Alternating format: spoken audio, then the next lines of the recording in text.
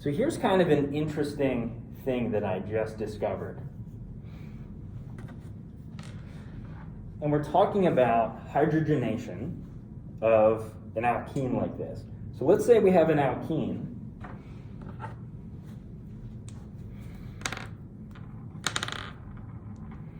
Let's say we have an alkene.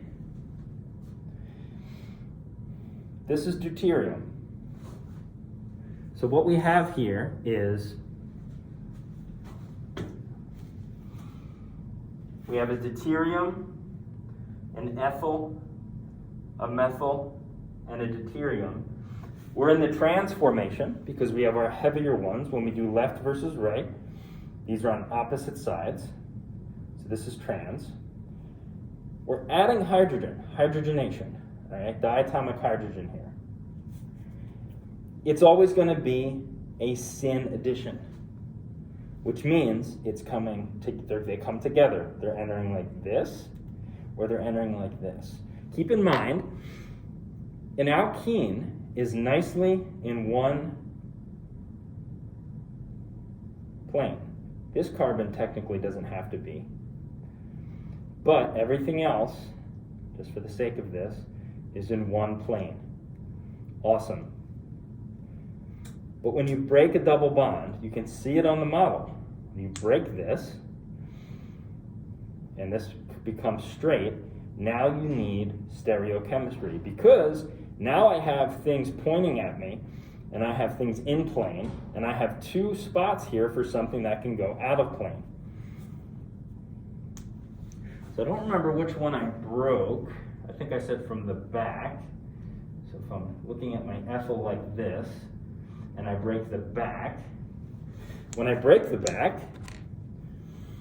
now I have deuterium and methyl coming towards me, and that's exactly what I drew here. Deuterium and methyl coming towards me. The only other two things I had attached, which were the corresponding deuterium and ethyl, are now ethyl, deuterium in plane. Now I'm going to just enter my hydrogens. And they're facing away from me, so where am I going to draw them? Dashed wedges. When I stereochemistry this, they're S and S. Now we need to get to a Fischer projection. Here's where it gets interesting. This, and let me just replace this with a single bond. We can't just willy-nilly look at it like this and just, well, how do I know how to draw this in Fischer? Make it eclipsed. What does that mean? Line your carbons up. In other words, if these weren't carbons, I believe what you would do is line up your highest priority substituents. And there it is, carbons are lined up. All right, well, what does that mean? Put your heavy substituents facing away from you. Fischer projection, your heavy substituents face away, not heavy substituents. Your substituents at your north and your south are, remember, facing outside of the page. So that's exactly what I did here, is my ethyls up top, my methyls at the bottom, and I just, oh, look, deuterium's on the right, boom. Hydrogen's on the right, boom. Corresponding deuterium, boom. This is 3O because the highway 309 has two different lanes.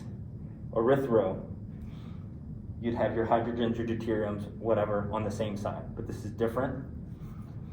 So that's a very easy way to hydrogenate an alkene with a model, put it into an eclipse formation, and very, very easily, just by looking at it, get an instant Fischer projection.